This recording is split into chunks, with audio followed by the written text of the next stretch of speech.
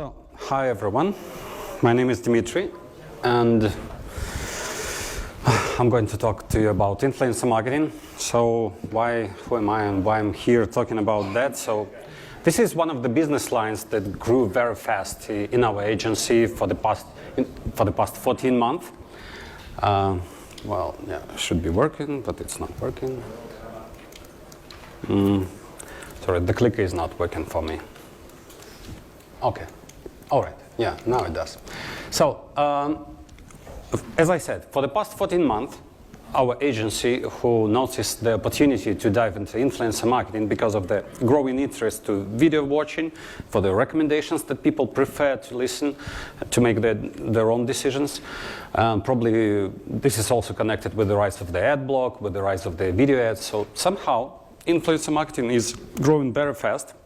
And it shows very interesting results for all the app developers and other parts of like retail business. It also works there. But we're in a mobile gaming conference, so let's talk about mobile games. We have seen that it works worldwide. We have accumulated a base of 3,000 influencers for this particular moment for up to date. And we have a team of 8 managers. But for you to consider, like 14 months ago, it was one single person who was doing one single campaign for Playroom who decided to do this, to start doing this. And it grew up to a business unit that plays a very significant role in our agency. Why did it happen? The thing is that influencers are being trusted by users, as I said, and they are being trusted by marketers. And the thing is that, well, the investment that goes in there is really considerable, and the researches that are being done by different companies that show that the interest from the users grows, and that's why the money follows where the demand is. So that's why we do that. And we do that for mobile games. Why we do that for mobile games? Because influencer marketing fits very well in promoting mobile games. It has some things that, well, they're not very bright in terms of post-campaign analytics. There are different difficulties. But in terms of acquiring new users, it works wonders. The thing is that you build awareness, and you also have an access to a channel which is really different one compared to the channels that you usually use. It also slows down the burnout of organic traffic because you have a long tail of viewers who see the ad inside the video channel, and then the new users that come to this channel, they will see that ad as well. So you pay once, but you get the long tail. You also have this great thing that the content, the actual ad is produced by the vlogger himself, and he knows his own audience, and he knows how to attract it, he knows how to burn it, how to promote the game in order to receive the maximum impact. Because he is interested in getting more orders from the agencies like ours, and that's why he's doing his job very well. There is no fraud, almost no fraud. We have experienced one case that we encountered fraud, but in general, this traffic is fraud-free. And, well, there is not so much analytics about that, as I said. However, many companies are working on that, and including ourselves. The thing is, the best, let's say, the success comes out of the campaign management. And there are 4 stages that I would like to talk about in order to help you make sure your influencer marketing campaign gives you great results. So the thing is, you have to consider what are the profiles of your users, so you do not go to, let's say, so you understand what is the core audience of your game, and you go to a channel where this audience watches. But the thing is, you don't have to go directly only to games channels. We have found great users in do-it-yourself channels, for example, or in channels dedicated to fishing. So we brought some MMO users from fishing channels, and there are, well, pretty good paying users that come from such channels, cars and such. You also have to consider the monetization model, and the thing is that if you have like in-app purchases in the game, it's good that your vlogger, the influencer, talks about that and he shows how much benefit the user will get if he starts paying. You also have to consider the local things about the markets, and I will talk about them a bit later. And important thing about the economy of such campaigns is that do not like waste money only on top names. We have seen that lots of influencers who are not in the top, but they are second choice, they provide even better results, both in terms of, let's say, the outcome, the revenue outcome, but also during the campaign management. This is important. This is very important because precisely the campaign management generates the most hassle for your team. Well, once you approach them, first you have to consider that if you write them directly, the chance that you will receive a reply is from 0 to 5%. And you have to write them in their own language, in their native language. Well, you have to brief them very fast, and it's important to talk to them directly, like via Skype. You do the call, but you have to be ready to provide them a brief, which underlines the most important things you would like to have in the video that they will be producing. And it is important because the video is like very short, from 30 to 60 seconds, and you have to put, let's say, the most valuable call to action thing into that ad. Well, you also would love to ask vlogger to bring some personal touch into that video because it really raises the conversions. And you have to consider adding some in-app bonuses for those who are downloading, installing the game from the tracking links that you are delivering to the vlogger. So once he gives this incentive that download from that link and you will get this bonus, you get high conversions. Well, talking about time zones, we have launched campaigns. We are located in Belarus, so you know there is some time difference between us and the United States. So we have the team that works almost 24 hours, so they work on shifts because it is important to be in touch 24/7. And that's why our direct advertisers have troubles dealing with US YouTubers when they have these urgent questions and nobody can answer them. So that's why we use this shift method. There are some things that YouTubers will face if they are not experienced in promoting mobile games, so they do not know nothing about tracking links. You have to track, you have to check those tracking links with them, you have to explain that to them. And well, you have to be available for them. It is also important to do the forecasts, and we have this method of doing the negative and the positive forecast because results vary. As I said, there is not that much post-campaign analytics as we have, for example, with AppsFly or Adjust right now, and nobody can provide that. So you have that tracking link that you see how many users used it to download the game and then started playing it. But this is part of the iceberg. So from our own experience, we think that from 20 to 70% of the users, let's say the game was downloaded by 100 users, but 20 or 70 more, they went to search it directly into the App Store or Google Play. There are some companies that say that this number is higher 10 times. Well, we are more reasonable. We think there is a large portion of users that go directly into the App Store. So how to track this? You have to use this. Well, you just see the uplift and try to calculate the difference from the, let's say, your normal daily basis compared to the days when you launch the campaigns. This is one of the ways. We are working on a solution that will help that, but it's a very technical thing, and well, hopefully we will be able to solve it this year. And also, once you track the outcomes of the campaigns, and you usually have a large list of influencers. For example, we run campaigns they have like 40 to 50 YouTubers in the list. Sometimes you may have picked the wrong YouTuber, so if you don't see the results, well, you check the tracking link. If it worked, well, then you have picked up the wrong one.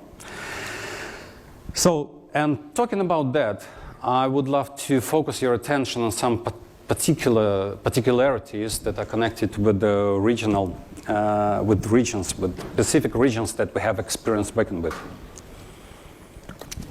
So, for example, in English-speaking countries, the device split is like 50 by 50. Sometimes even iOS share is higher. The traffic distribution in English-speaking channels is mostly relevant to the United States audience. You also have, let's say, the major part of that audience is United States-based, but you also have people from other countries like UK and Australia and Canada, and you also have people who watch these channels from, for example, India or Philippines. There are not so many risks working with YouTubers that come from the United States. You have to keep in mind that they are very formal, they are very strict. The negotiations with them should start with briefing them, and this should be very precise and exact brief. They respond pretty good.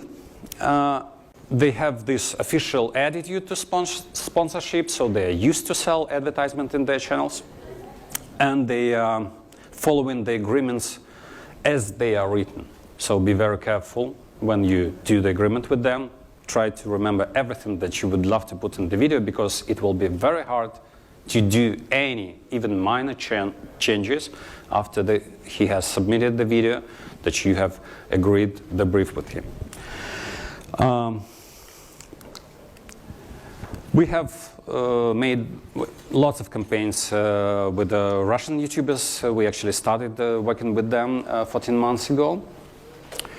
Well, they are very flexible. This is the major part about them. They are pretty cheap. But the thing is, sometimes they might disappear during the campaign preparation. So we are not paying them up front. So that's why we are saving our and advertisers' money. But the thing is, you have to have plan B, because at times up to 30% of those YouTubers can say, okay, my granny is in the hospital, my dog is dying, and other things that we cannot tolerate, but it happens. Anyways, as for the traffic distribution, we see that major part comes from Russia, but a considerable part, up to 40% of the audience of those channels, Russian-speaking channels, they come from the community of independent states countries. So that's why you have to be careful and double-check if your game is present in those minor stores, in those regional stores. We also did quite a few campaigns with Latin America, and well, they are very cheap. I mean, you get 100K views for 200, 300 US dollars. This is not much at all, but they cheat quite a lot. So you have to make a white list of those YouTubers after all. They are very, very, let's say, responsive.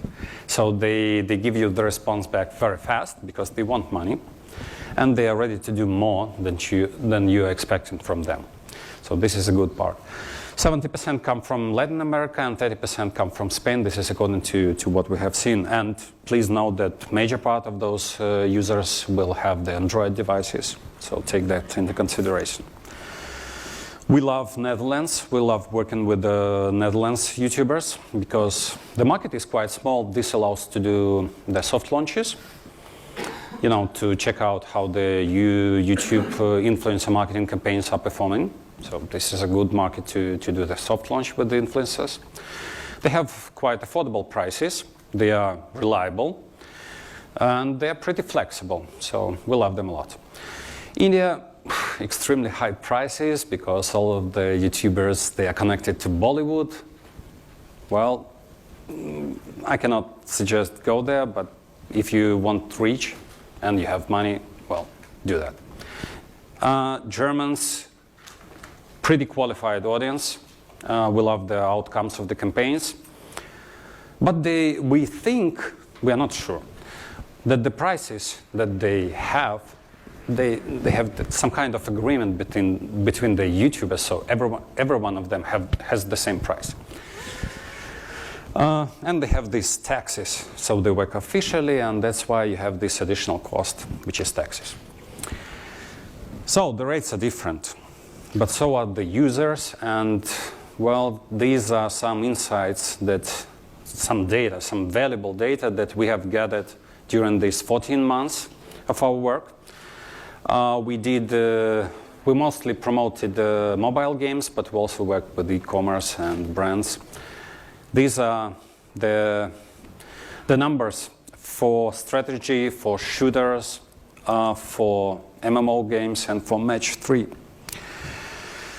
Yeah, I know you're taking thoughts. This is a lot of work. I would say that we have conducted over 1,000 small flights, so 1,000 ad placements during this period. So the data is quite accurate.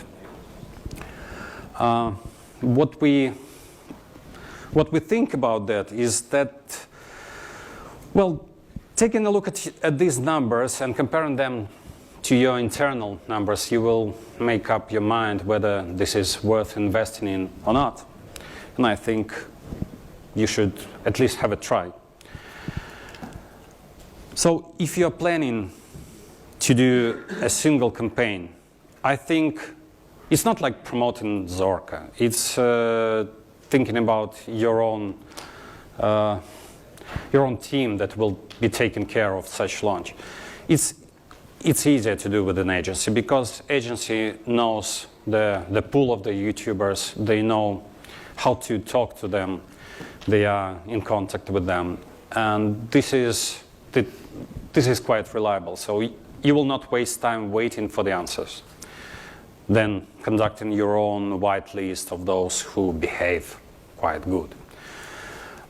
It's also cheaper because even though we charge the commission, and it's very transparent, the prices that we get from the YouTubers are usually lower than those that you will get directly from them. We know that you do not have to overpay for the top names, as I said, and you should be also delivering them the materials that they will be using in their own language. This is very important. And also keep the balance between nativity and efficiency, so do not overcome with creativity, but try to make it effective. So I think this presentation was quite useful for you, just to underline. Consider the audience, try to find the channels that fit that audience, then try those placements, analyze that, and then do the scale. Thank you very much. I welcome your questions. That was, I think, fascinating. I think we're seeing professionalism of that whole influence and marketing piece. I think that you've clearly shown that. Has anyone got a quick question before we move on to the panel? I have a microphone this time if anyone does. Oh yes, question here. So, go for it. How scalable is this method? How much downloads for a single campaign in the US have you seen? Well, it is scalable. It also depends on the regional market, because at times we found, let's say, that in Russia you can scale up, probably spend maximum up to 150K for a single flight, and you will cover the whole Russia. In the United States, the prices are completely different, so that's why you will be spending a lot more. But there is scale. You can start spending 10K in one region, let's say in English-speaking countries, and then scale it up to 500,000. And you will also scale not in terms of money, but also in terms of revenue and users that you will be getting out of such campaigns. So there is scale. Cool. I'll sneak another one in quickly. Has to be a quick one though. With the the social medias you mentioned, you failed to mention Facebook and for influencers. Yeah. What kind of area are you looking at in Facebook marketing? All right. So first of all, we looked at influencer marketing just as YouTube, the only channel. But then we started trying out Twitter, Facebook, let's say opinion leaders. So we look for the people who have a wide network and they are talking about specific subjects that are relevant to the audience of the game. So we look for those. So we try to match, let's say, the demand, let's say, the interest of the audience with the content that the influencer is providing. And no matter what channel he resides in, we find it.